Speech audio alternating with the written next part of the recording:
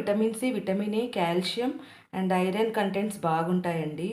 Heart పేషెంట్స్కి కూడా చాలా మంచిది. ఇందులో ఫైబర్ కంటెంట్ వల్ల మనకు డైజెషన్ బాగుంటుందన్నమాట. వెయిట్ లాస్కి కూడా చాలా బాగా పనిచేస్తుందండి మునగాకు పొడి. ఒకసారి ట్రై చేయండి, కంపల్సరీగా ట్రై చేసి ఎలా ఉందో చెప్పండి. ఇప్పుడు ఇది ఎలా ప్రిపేర్ చేసుకోవాలో ఈ ప్రాసెసింగ్ చూద్దామండి. మునగాకంతా ఇలా క్లీన్ చేసుకోవాలి. వాటికి కాడలు ఏవి లేకుండా లీవ్స్ని, స్టెమ్స్ని వేరు చేసుకోవాలి. ఇప్పుడు ఈ ఆకంతా 1-2 సార్లు బాగా వాష్ చేసుకోవాలి. బాగా వాష్ చేసుకొని పక్కకు పెట్టేసుకోవాలి.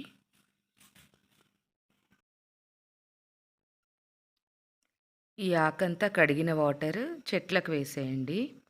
వాటర్ వేస్ట్ చేయకూడదు కదా. ఒక కాటన్ క్లాత్ వేసుకొని అదంతా ఆరబెట్టుకోవాలి. అది బాగా తుడుచుకుంటూ ఆరబెట్టుకోవాలన్నమాట. చూసారు కదా, బాగా ఆరిపోయింది. నేను ఒక నైట్ అంతా ఆరబెట్టాను దాన్ని. ఒక చుక్క కూడా తడి లేకుండా బాగా తుడుచుకొని ఆరబెట్టేసుకోవాలి. నీడకే ఆరబెట్టాలి. కరివేపాకు కూడా కడిగి ఆరబెట్టుకొని పెట్టుకోవాలి. స్టవ్ ఆన్ చేసుకొని కడాయి బాగా వేడయ్యాక మీడియం చేసుకోవాలి. మీడియం చేసుకొని ఇందులో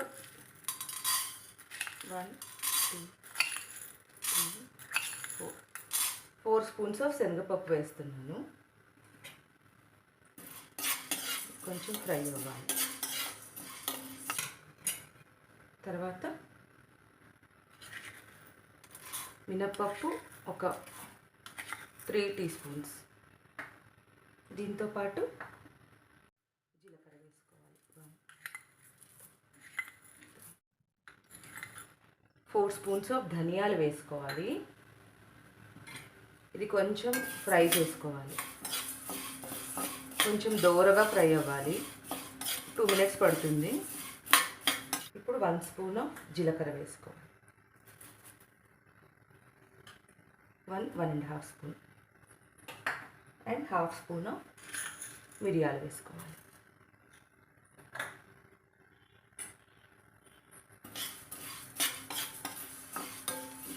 ఇదంతా మీడియం ఫ్లేమ్లోనే పెట్టుకొని బాగా ఫ్రై చేసుకోవాలి.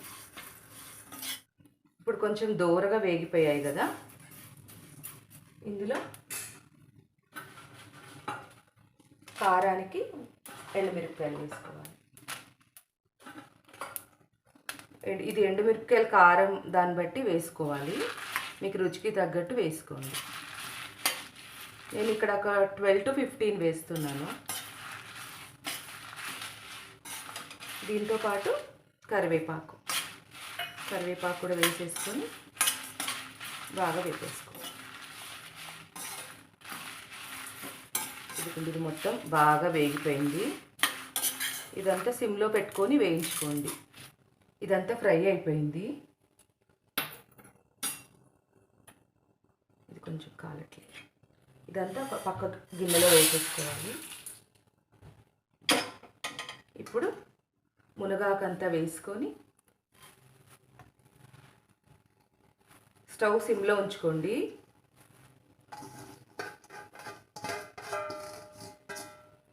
ఇదంతా సిమ్లోనే వేయించుకోండి. దీనికి అసలు కొంచెం కూడా ఆయిల్ పట్టదు ఈ పొడికి.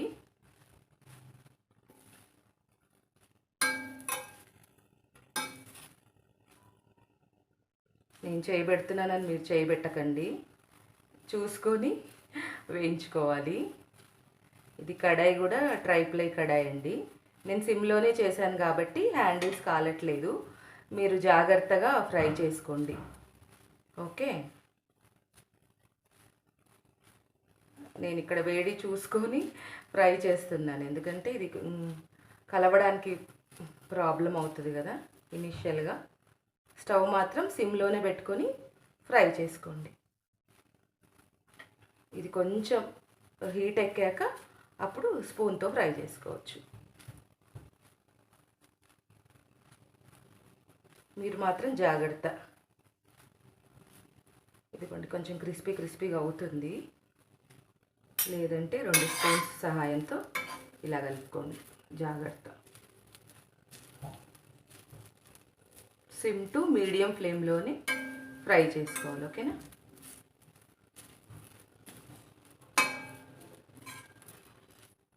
ఇప్పుడు చూసారు కదా, ఇది బాగా ఫ్రై అయిపోయింది. కొంచెం బ్రౌనిష్ కలర్లో వస్తుంది.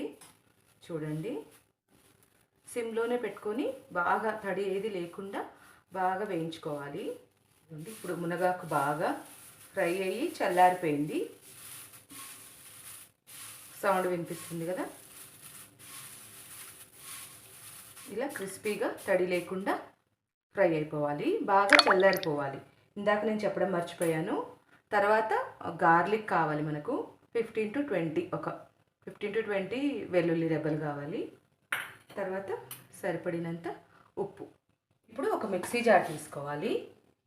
మిక్సీ జార్ తీసుకొని ఇవన్నీ వేయించుకున్నాం కదా, ఇవన్నీ వేసేసుకోవాలి. దీంతో పాటు వెల్లుల్లి రెబ్బలు ఉన్నాయి కదా, ఇవి కూడా వేసేసుకోవాలి. అండ్ ఉప్పు మీ రుచికి తగ్గట్టు. ఇది పింక్ సాల్ట్ అండి, నేను పింక్ సాల్ట్ వేస్తున్నాను. ఇప్పుడు దీన్ని బాగా మిక్సీ పట్టుకోవాలి. ఓకేనా? ఇక్కడ చూస్తున్నారు కదా, మొత్తం ఒకేసారి తిప్పేసేయొద్దండి. కొంచెం ఫస్ట్ ఒక 2-3 పల్స్ వేయాలి.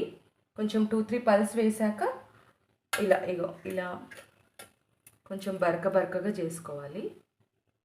బరక అయ్యాక మళ్ళీ ఒకసారి కొంచెం పౌడర్ చేసుకోవాలి. ఒకేసారి వేయొద్దు, పల్స్లో పౌడర్ చేసుకోవాలి దీన్ని. చూస్తున్నారు కదా, మళ్ళీ సెకండ్ టైం ఒక 2-3 పల్సెస్ వేసాను. ఇలా అయింది. చూడండి, పొడిగా ఉంది. ఇప్పుడు దీంట్లోకి మునగాకంతా వేసేద్దాము.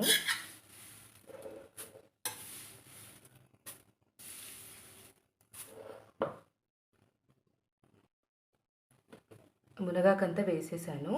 ఇది కూడా పల్స్లో మిక్సీ పట్టుకోవాలి. ఒకేసారి పొడి చేయొద్దు, కొంచెం మధ్యలో కలుపుకుంటూ 2-3 పల్సెస్ లాగా మిక్సీ పట్టుకోవాలి. ఓకేనా? కొంచెం పైకి కింది కలుపుకోవాలి. ఒకసారి పైకి కింది కలుపుకొని, వెంటనే అవ్వదు పొడి, కొంచెం ఒక 2 minutes కష్టపడాలి అంతే. ఒకసారి కలుపుకొని పౌడర్ చేసుకోవాలి. చూసారా ఎంత పొడిగా వచ్చిందో? మనం ఎక్కడ కూడా తడి వేయలేదు. గార్లిక్ తడి పర్వాలేదండి. మీకు గార్లిక్ తడి ఉంది అని డౌట్ వస్తే అప్పుడు మనం అన్ని పప్పులు వేయించుకుంటాం కదా, అప్పుడే గార్లిక్ పీల్ చేయకుండా అందులోనే వేసేసి ఫ్రై చేసుకోండి. ఓకే? ఇప్పుడు ఇదంతా ఒక బౌల్లోకి వేసుకొని బాగా ఇంకా చల్లారనివ్వాలన్నమాట. ఒకసారి మొత్తం బాగా కలిపేసుకోవాలి. కొంచెం అడుగుకి కొంచెం కలవకుండా ఉంటుంది కదా, అదంతా బాగా కలిపేసుకొని ఇలాగే కొంచెం చల్లారాక అప్పుడు ఒక ఎయిర్ టైట్ బాక్స్లో పెట్టుకుంటే మీకు 10-15 days వరకు బాగుంటుంది. ఇలా కలుపుకున్నాక ఒకసారి ఉప్పు చూసుకోండి. ఉప్పు కారం ఏమైనా తక్కువైతే మళ్ళీ ఎండుమిరపకాయలు ఒకసారి వేయించుకొని కొంచెం ఉప్పు కలుపుకొని మిక్సీ పట్టుకోండి. అంతే అండి. ఇది ఇడ్లీలో కూడా బాగుంటుంది, అన్నంలోకి చాలా బాగుంటుంది.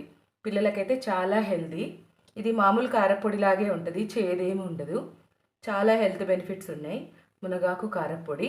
ఓకే అండి, ఈరోజు నా రెసిపీ నచ్చినట్టయితే లైక్ చేయండి, షేర్ చేయండి, సబ్స్క్రైబ్ చేసుకోండి. ఇది ట్రై చేసి ఎలా ఉందో కామెంట్ చేయండి. థ్యాంక్ యూ అండి. బాయ్. మళ్ళీ కలుద్దాం.